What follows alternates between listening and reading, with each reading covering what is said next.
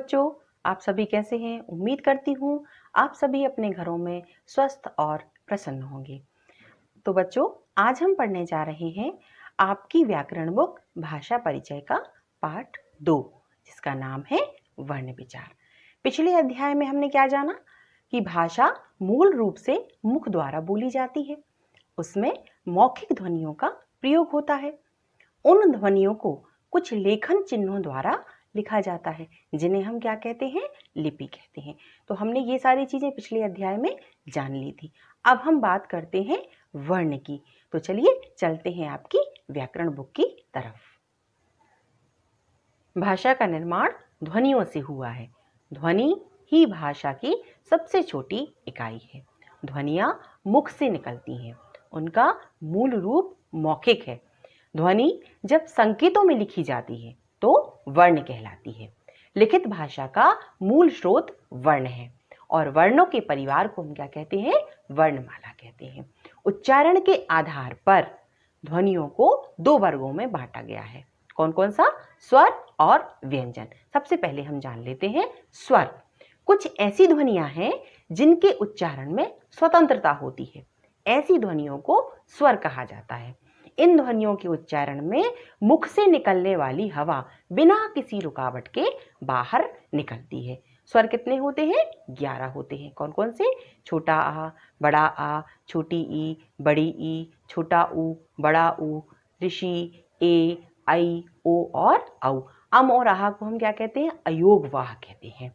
ठीक है। जिस प्रकार सूर्य से प्रकाश बिना रुकावट के निकलता है ना, उसी प्रकार स्वरों के उच्चारण में हवा भी बिना रुकावट के हमारे मुंह से निकलती है। ठीक है।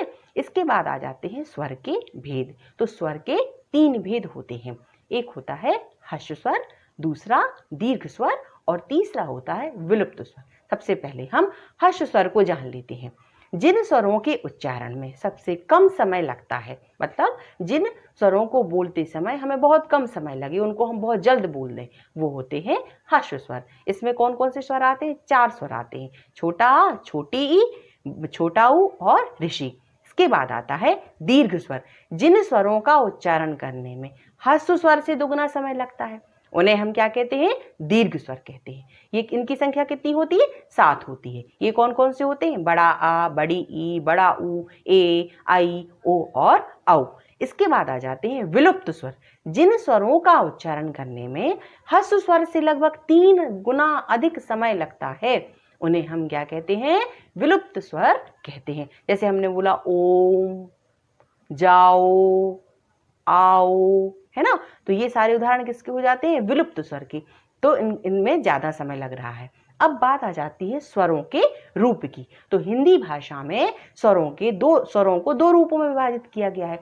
एक होता है मूल रूप और एक होता है मात्रा रूप। तो सबसे पहले हम समझ लेते हैं क्या कि मूल रूप क्या है। तो स्वर का प्रयोग जब शब्दों में स्वतंत्र रूप से किया जाता है तो वे अपने मूल रूप में ही रहते हैं। जैसे आओ, इधर, उधर। तो आपने देखा उदाहरण में कि आओ लिखा है तो ओ आ भी है और ओ भी है, तो ये अपने मूल रूप में है। ये इनके जो स्वर हैं ये अपने मूल रूप में है। ठीक है। इसके बाद आता है मात्रा रूप। स्वरों का मेल जब व्यंजनों के साथ होता है तब स्वरों का रूप बदल जाता है, जिसे मात्रा रूप कहते हैं। कैसे बदल जाता है? जैसे हमने बोला खेला, तो खा में एक ही मात्रा लगी हुई है, ला में आ की मात्रा लगी हुई, ये मात्रा के रूप में आ जाते हैं, है ना। तो ये हो जाते हैं हमारे मूल रूप और मात्रा रूप। अब बात आती है व्यंजन की।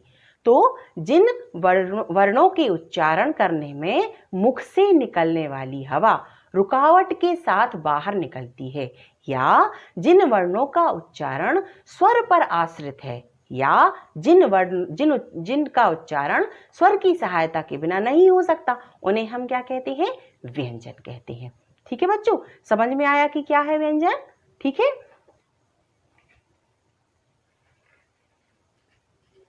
अब इसके बाद बात आती है हमारी संयुक्त व्यंजनों की। तो 2 व्यंजनों के बीच कोई स्वर ना होने पर दोनों व्यंजन संयुक्त हो जाते हैं, जिन्हें हम क्या कहते हैं? संयुक्त व्यंजन कहते हैं। और इनकी संख्या कितनी होती है? 4 होती है। कौन कौन सी? छ, त्र, ज्ञ और श्रा। ठीक है, तो हम देख लेते हैं कि ये किन दो वर्णों से मिलकर बने हैं। का और शा से मिलकर बना है छा, ता और रा से मिलकर बना है त्रा, जा और इया से मिलकर बना है ज्ञा, शा और रा से मिलकर बना है क्या, शा। ठीक है, तो ये हो गए हमारे क्या, संयुक्त व्यंजन। फिर हम आते हैं व्यंजन के भेद पर। तो सबसे पहले हम समझ लेते हैं व्यंजन के भेद। जब वर्णों के उच्चारण में मुख से हवा टकराती हुई निकलती है ना, तब इस हवा को हम क्या कहते हैं, प्राण कहते हैं। और प्राण के आधार पर व्यंजनों को दो वर्गों में या दो वर्णों में, व्यंजन वर्णों को दो वर्गों में बांटा गया है। कौन कौन से, एक होता है अल्प प्राण और दूसरा होता है महाप्राण। तो अल्प प्राण क्या होता है, जिन व्यंजन वर्णों के उच्चारण में कम हवा निकलती है ना, जब हम इन वर्णों का उच्चारण करते हैं तो हमारे मुंह से कम हवा निकली, तो उन्हें ही हम क्या कहते हैं, अल्प प्राण व्यंजन कहते हैं। महाप्राण व्यंजन किसे कहते हैं, जिन वर्णों के उच्चारण में मुख से अधिक हवा निकलती है उन्हें हम क्या कहते हैं, महाप्राण व्यंजन कहते हैं। और ये किस में आते हैं, जैसे खा, छा, झा, ढ, फा, है ना। तो इनसे जब हम इनका उच्चारण जब हम कर रहे हैं तो हमारे मुख से क्या है, बहुत तेज हवा बाहर निकल रही है। तो ये हो जाता है क्या, हमारा महाप्राण। अब अंत में आता है वर्ण विच्छेद। आप शुरू से ही 4th क्लास से ही वर्ण विच्छेद पढ़ते आ रहे हैं। किसी शब्द में प्रयुक्त वर्णों को, कोई शब्द दिया है और उस जो शब्द है उसके वर्णों को हमने जब अलग अलग कर दिया तो वही हो जाता है क्या, वर्ण विच्छेद। जैसे हमने कहा कमल, तो का प्लस आ प्लस मा प्लस आ प्लस ला प्लस आ, तो हमने कमल को वर्णों में विभक्त कर दिया, डिवाइड कर दिया। तो यही क्या कहलाता है, शब्दों को टुकड़ों में बांटना ही क्या कहलाता है, वर्ण विच्छेद कहलाता है। तो बच्चों, इस पाठ में आज हमने क्या क्या पढ़ा, चलो एक बार और दोहराते हैं। ध्वनि जब संकेतों में लिखी जाती है तो वर्ण कहलाती है। वर्ण भाषा की सबसे छोटी इकाई है। जिन ध्वनियों का उच्चारण स्वतंत्र रूप से होता है उन्हें स्वर कहा जाता है। जिन वर्णों का उच्चारण किसी स्वर की सहायता से किया जाता है वे व्यंजन कहलाते हैं। व्यंजन के दो भेद होते हैं, अल्प प्राण और महाप्राण। अगले वीडियो में एक नए पाठ के साथ आपसे फिर मिलेंगे। घर में रहें, सुरक्षित रहें। धन्यवाद।